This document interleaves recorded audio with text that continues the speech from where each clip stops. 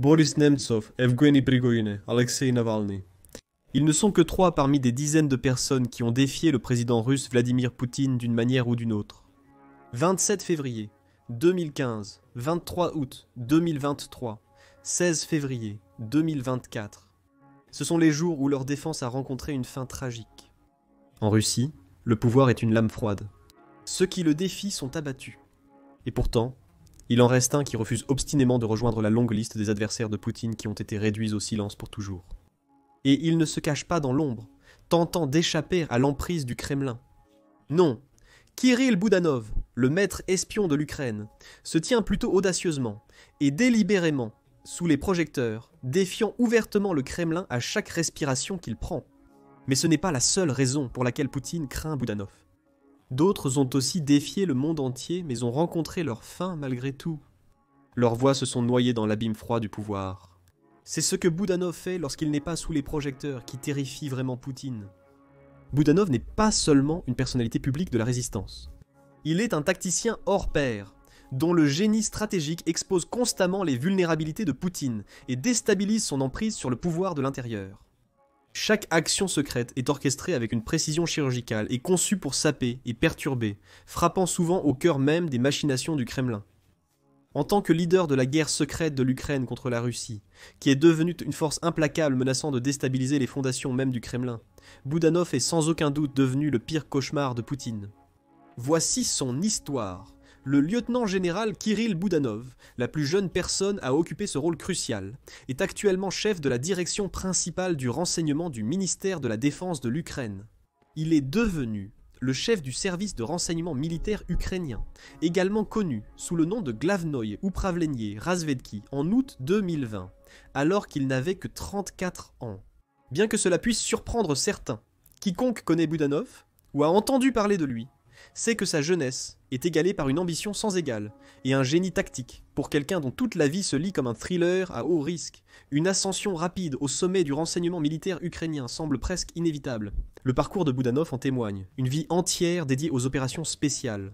En 2007, il a obtenu son diplôme de l'Académie militaire d'Odessa, une institution militaire supérieure au sein des forces armées ukrainiennes, et a immédiatement commencé sa carrière militaire au Glavnoye Upravlenie Razvedki en tant que membre des forces spéciales de l'agence.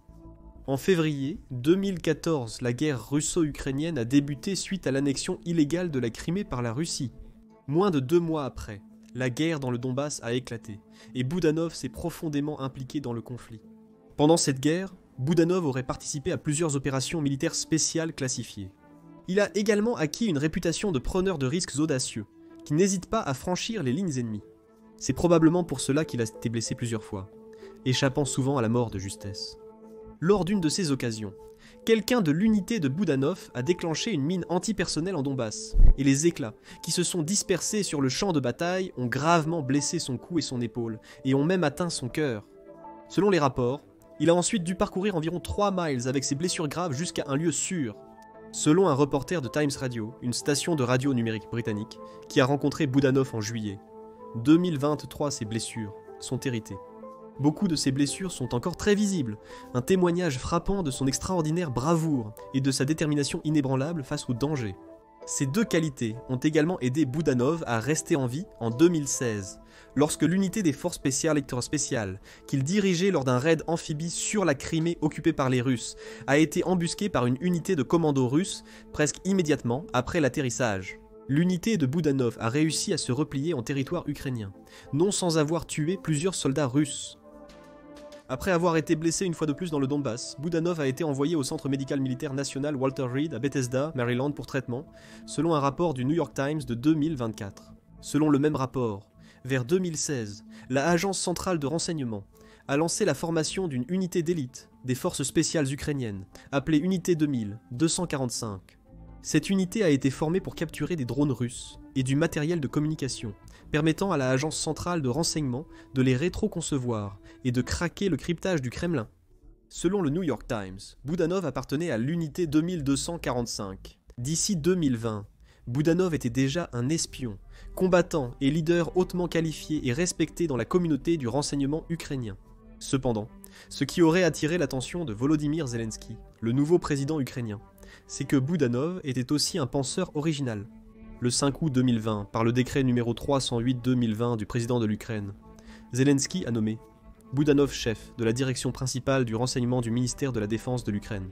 Ce n'était que le premier titre prestigieux qu'il a détenu. En mars 2022, il est aussi devenu chef du quartier général de coordination pour le traitement des prisonniers de guerre. Environ 6 mois plus tard, en septembre 2022, il a participé à la plus grande opération d'échange de prisonniers entre l'Ukraine et la Russie de l'époque, assurant le retour à la maison de 215 défenseurs ukrainiens, dont plus de 100 combattants et commandants du tristement célèbre régiment Azov. En 2022, il a aussi été nommé à la tête du comité de renseignement, sous le président de l'Ukraine, prenant le contrôle des activités des agences de renseignement ukrainiennes. Même en jonglant avec plusieurs rôles à haut risque et une guerre totale, Boudanov a réussi à poursuivre ses études tout au long de 2022, 23 et 24. Durant cette période, il a été diplômé de l'Académie militaire diplomatique Yevgeny Berezniak, a fini un post-doctorat en sciences politiques à l'Académie Ostro, a été diplômé de l'école de commerce Kyiv-Mohyla en tant qu'architecte stratégique, et a reçu un doctorat honorifique de l'école d'économie de Kiev. Le 8 février 2024, Zelensky a décerné à Boudanov l'étoile d'or, l'ordre du héros d'Ukraine, en reconnaissance de son héroïsme démontré pendant la guerre russo-ukrainienne et la défense de la souveraineté et de l'intégrité territoriale de l'Ukraine. Comme vous pouvez le voir, Kirill Boudanov est une figure vraiment remarquable et à un si jeune âge. Mais comment est-il vraiment en personne et quelles sont ses croyances? Anthony Lloyd, correspondant spécial de la Radio Times qui a rencontré Boudanov en personne, le décrit comme un combattant et un penseur passionné par son travail. Cependant, il le décrit également comme un homme assez en colère qui veut faire saigner la Russie. L'impression initiale de Lloyd sur Boudanov correspond à la description faite par un haut responsable du renseignement américain. George Smiley rencontre Jason Bourne était cette description. George Smiley, un personnage de John le Carr, est reconnu pour son travail de renseignement astucieux et méthodique, ainsi que sa capacité à naviguer avec discrétion dans l'univers complexe de l'espionnage. Jason Bourne, quant à lui, est reconnu pour ses intenses compétences d'action, son ingéniosité et, soyons honnêtes, sa violence brute. Combinez ces deux personnalités, et vous comprendrez qu'un Boudanov est perçu comme une figure qui mélange habilement l'acuité cérébrale et stratégique de Smiley avec la prouesse tactique à haute tension de Bourne, une figure tellement incroyablement multifacette qu'elle semble presque cinématographique. Sans ses accomplissements réels pour le soutenir, on pourrait facilement croire qu'il n'est qu'une personnalité publique savamment créée, un personnage tout droit, sorti d'un thriller d'espionnage. Son attitude et son milieu renforcent cette perception. Écoutez simplement comment Lloyd décrit le bureau de Boudanov sur la péninsule de Rybalski, appelée localement l'île de Rybalski, où se trouvent les quartiers généraux du Glavnoye Upravlenie Razvedki, et où le duo s'est rencontré. Lloyd commence par décrire le bureau de Boudanov comme très sombre et très ombragé. Selon le Washington Post, travailler dans l'ombre cite bien au chef du renseignement militaire ukrainien. Pourtant, c'est ce qui transparaît à travers cette obscurité qui semble le plus fasciner ceux ayant rencontré Boudanov. Lloyd décrit le bureau de Boudanov comme un éparpillement éclectique de choses. Cependant, un seul symbole domine ce chaos. Un hibou, symbole du service de renseignement militaire ukrainien, représente la vision aiguisée, la sagesse et la capacité à voir à travers l'obscurité, comme le révèle un rapide coup d'œil à l'emblème du Glavnoye Upravlenie Razvedki. Le bureau de Boudanov est rempli de statues de hibous de différentes tailles, petites et grandes. Selon Lloyd, il y a des statues de hibous de taille moyenne. Mais le plus saisissant se trouve derrière le bureau de Boudanov sur une immense peinture. Cet hibou imposant, aile déployée, serre une chauve-souris dans ses serres. Vous pouvez probablement déjà deviner le symbolisme de cette peinture, mais voici un indice. La chauve-souris est le symbole du Spetsnaz Glavnoye Razvedivatel Noye Upravlenie, les unités d'élite au sein de la direction principale de l'état-major des forces armées de la Fédération de Russie. Le bureau de Boudanov, dont les images sont fréquemment partagées et analysées en ligne tel un jeu de détective, contient aussi une panoplie d'autres objets intrigants. Un sabre de samouraï, un lance-grenade, un échiquier, et croyez-le ou non, des grenouilles vivantes. Tout cela fait partie de la personnalité éclectique et stratégique que projette Boudanov. Chaque élément pourrait être vu comme un clin d'œil à son approche multidimensionnelle du renseignement et de la guerre. Le sabre de samouraï symbolise précision et honneur.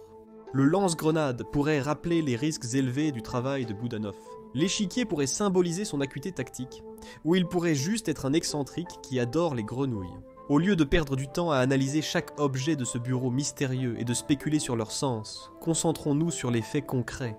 Les convictions de Boudanov, qu'il exprime avec une clarté et une conviction saisissante. Fait intéressant. Boudanov était l'un des rares hauts responsables ukrainiens à avoir prédit l'invasion lancée par la Russie le 24 février 2022. Même le président Zelensky ne croyait pas qu'une invasion était imminente, mais Boudanov savait qu'elle arrivait et quand, presque à la minute près. Bien que les premiers signes de l'invasion ayant été observés vers 3h59 locales, l'invasion totale a commencé à 5h07 proche de la prédiction de Boudanov de 5 heures, le 24 février 2022. Dans une interview de janvier 2024 avec Le Monde, Boudanov se souvient avoir regardé les aiguilles de l'horloge tourner cette nuit fatidique. Bien qu'il n'ait pas voulu une guerre, il devait préparer son pays au pire. Et, étant donné que le pire scénario s'est produit, il est devenu clair que les mots de Boudanov avaient beaucoup de poids. Ainsi, même lorsqu'il affirme des choses controversées, comme le fait que Poutine est gravement atteint d'un cancer, ses déclarations sont prises très au sérieux. Nous nous concentrerons uniquement sur des faits avérés, sans spéculation. Il est crucial de saisir comment la mentalité stratégique et la clairvoyance de Boudanov ont influencé la façon dont l'Ukraine a géré son conflit évolutif avec la Russie. Donc la première chose que Boudanov croit, c'est que la Russie est mûre pour une guerre civile. Cette conviction semble être directement façonnée par la rébellion du groupe Wagner, qui a eu lieu entre le 23 et le 24 juin 2023. Cette rébellion a été menée par le défunt Prigojine, ancien chef du groupe Wagner et proche allié de Poutine. La rébellion, bien que brève, a mis en lumière des fractures importantes dans la structure du pouvoir russe et le mécontentement profond de factions influentes. En tant que chef du renseignement militaire ukrainien, Boudanov devait évaluer l'ampleur de ce mécontentement. Selon lui, des documents russes divulgués montraient que sur 46 régions russes, 21 étaient favorables à Poutine. Ce n'est même pas la moitié, ce qui est assez choquant pour un pays souvent dépeint comme uni derrière son leader. Parmi les régions restantes, jusqu'à 17 auraient été favorables à Prigojine, tandis que le reste était partagé à 50-50. Ces chiffres non vérifiés, s'ils sont exacts, indiquent maintenant une instabilité et une division en Russie qui pourrait avoir un impact majeur sur la dynamique interne du pays et le conflit avec l'Ukraine. Selon Boudanov, la Russie pourrait se diriger vers une implosion, ce qui mettrait fin à la guerre en Ukraine. Selon une récente fuite de renseignements américains, Boudanov ou un de ses officiers aurait rencontré Prigojine dans un pays africain non divulgué de son vivant. Interrogé sur ces fuites, Boudanov n'a ni confirmé ni démenti leurs allégations. La seule chose qu'il a dite, c'est qu'il a effectivement affronté le groupe Wagner dans de nombreux pays africains. Lloyd pense qu'il a utilisé le mot « affronter délibérément », car il peut se référer à la fois à des rencontres en face à face et à des confrontations entre les deux parties. Il reste donc à interpréter si Boudanov a rencontré Prigojine pour discuter ou se battre. Si Boudanov et le groupe Wagner se sont rencontrés, on peut se demander si la rébellion a inspiré la conviction de Boudanov sur la vulnérabilité de la Russie et le potentiel d'une guerre civile, ou si c'est lui qui a inspiré la rébellion. Mais concentrons-nous plutôt sur les informations concrètes de Boudanov, en laissant de côté les spéculations. Si une guerre civile russe n'est pas l'événement qui mettra fin à la guerre en Ukraine, qu'est-ce qui pourrait l'être ? Selon Boudanov, un coup au plexus solaire de la Russie pourrait mettre fin à la guerre. Ce coup nécessite de traverser la frontière et d'amener la guerre en Russie, ce qu'il a fait à maintes reprises, comme vous l'entendrez sous peu. Il souligne souvent l'importance d'armes à longue portée, comme les missiles Atacms américains, pour attaquer le territoire russe, les considérant comme très efficaces. Alors, sont-ce les seules options ? Une guerre civile ou un coup fatal ? Quasiment. Boudanov est clair sur un point. Tout type de pourparlers de paix est hors de question. Car de tels pourparlers exigeraient que l'Ukraine fasse des concessions territoriales. Et pour Boudanov, ce n'est pas une option. Lors d'un entretien avec le Philadelphia Inquirer, il a déclaré « Nous n'avons d'autre choix que de récupérer ce qui a été occupé. Sinon, l'état de guerre continuera à jamais. » Donc à ses yeux, la seule victoire que l'Ukraine peut obtenir est une victoire totale. Toutes les forces russes expulsées d'Ukraine et de Crimée, et tous les territoires souverains ukrainiens entièrement restaurés. Malheureusement, il sera difficile pour l'Ukraine d'obtenir une telle victoire avec uniquement des forces conventionnelles. Malgré l'aide militaire occidentale, la Russie conserve une supériorité numérique. C'est pourquoi la stratégie de Boudanov ne se limite pas aux tactiques militaires. Non, ce sont l'intelligence et les tactiques psychologiques de Boudanov qui lui ont valu le titre de cerveau derrière la guerre secrète de l'Ukraine contre la Russie. Avec cela à l'esprit, examinons ce que Boudanov a accompli dans la guerre jusqu'à présent et pourquoi Poutine veut tellement le voir mort. Globalement, le plus grand exploit de Boudanov a été d'étendre la guerre au-delà des frontières de l'Ukraine, transférant le champ de bataille dans la sphère d'influence russe et en Russie même.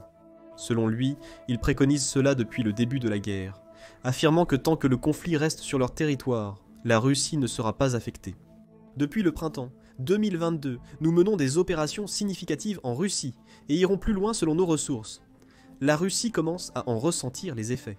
Bien que Boudanov n'ait pas revendiqué la responsabilité de nombreuses actions dont nous allons discuter, son attitude suggère une implication profonde dans l'orchestration de ces opérations risquées. La seule chose qu'il a dit à la Times Radio, c'est qu'il aime l'action directe. Il a dit textuellement « Nous aimons l'action directe. Nous excellons dans ce domaine. Nous le ferons partout dans le monde où nous le jugerons approprié contre n'importe qui. Vous pouvez maintenant juger par vous-même ce que ces mots pourraient signifier. » L'une des rares actions pour lesquelles Boudanov a assumé la responsabilité était les attaques de drones frappant le Kremlin. Les attaques, débutées en mai 2024, étaient totalement inattendues dans la capitale du pays. Moscou est, en grande partie, à l'abri des vraies horreurs de la guerre en Ukraine. Poutine a délibérément choisi d'épargner les jeunes hommes de la capitale et a largement protégé la ville contre la violence, sauf lors de l'attaque terroriste à la mairie de Cracovie, le 24 mars. Et là réside le problème. En parvenant à garder sa capitale et le centre de son pouvoir, à l'écart de ce conflit brutal, la Russie a essentiellement mené une guerre à une distance sûre, entièrement à ses conditions. Boudanov a décidé de changer cela. En ciblant le Kremlin, Boudanov a brisé l'illusion d'invulnérabilité et montré que même Moscou pourrait devenir un champ de bataille. Mettons une chose au clair, ces drones n'ont presque pas endommagé Moscou. Mais revenons à notre sujet initial, la guerre psychologique. Donc, le simple fait que les drones ukrainiens aient pu franchir les défenses aériennes russes, voler à travers tout le pays et atteindre le Kremlin était suffisant pour envoyer un message glaçant à Poutine. La guerre reviendra vers vous, tôt ou tard.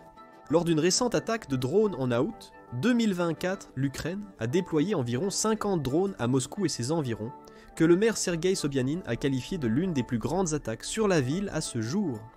Selon le ministère de la Défense russe, 45 drones ont été abattus, dont 11 près de Moscou ou en route vers la capitale. Selon Boudanov, les drones ciblaient un centre de renseignement sur les signaux à Podolsk près de Moscou, l'aéroport d'Ostafievo et la base militaire de Milarevo dans l'oblast de Rostov, à 850 km au sud. Outre l'instauration de la peur chez l'élite de Moscou, ces frappes de drones jouent un autre rôle stratégique crucial. Ils donnent de l'espoir au peuple ukrainien. Le simple fait qu'une de leurs agences riposte contre la Russie à l'intérieur de la Russie sert de puissant symbole de résistance et de résilience. Cela rassure les Ukrainiens, que leur combat fait une différence et que leur lutte n'est pas vaine.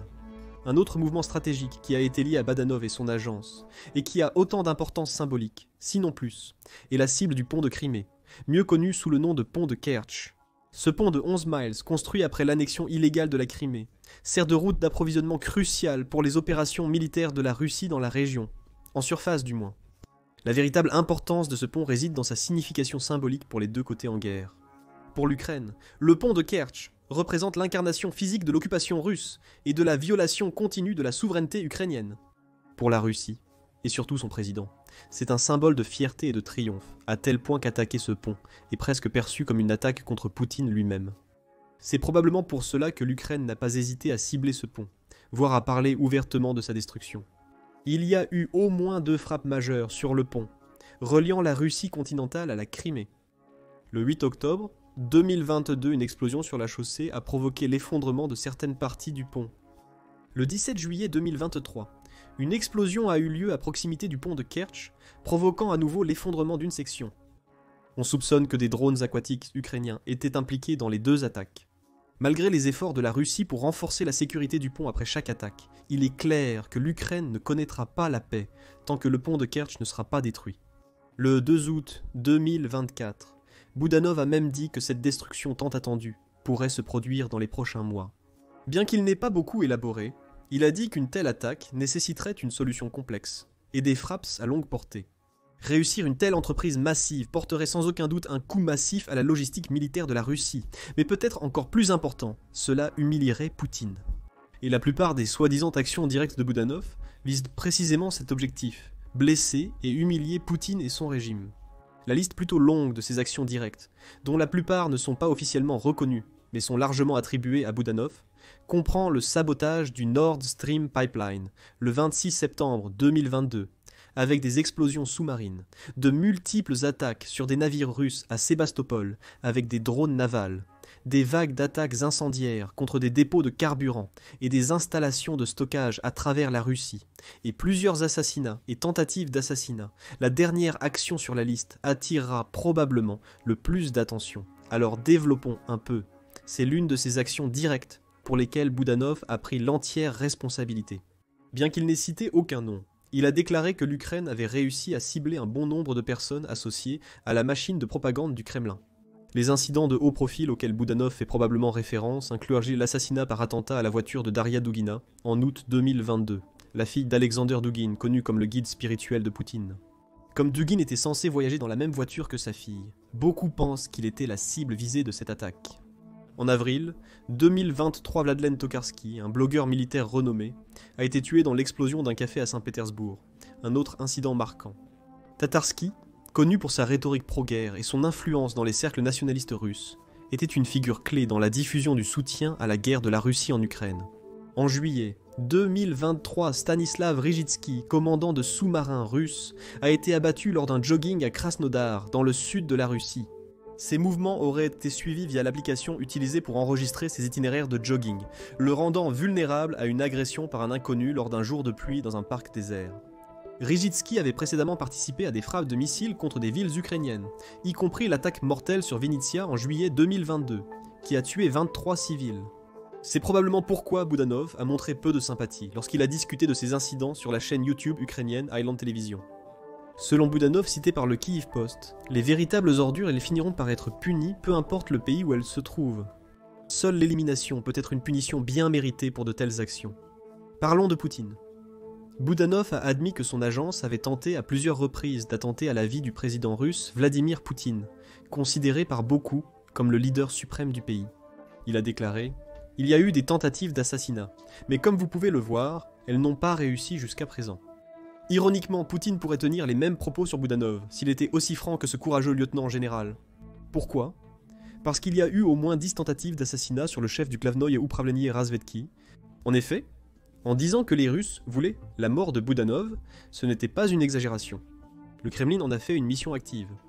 Fait intéressant, ces tentatives d'assassinat ont commencé même avant que Boudanov ne devienne le chef du Glavnoye Upravlenie Razvedki, ce qui souligne à quel point il était perçu comme une menace par la Russie, même au début de sa carrière.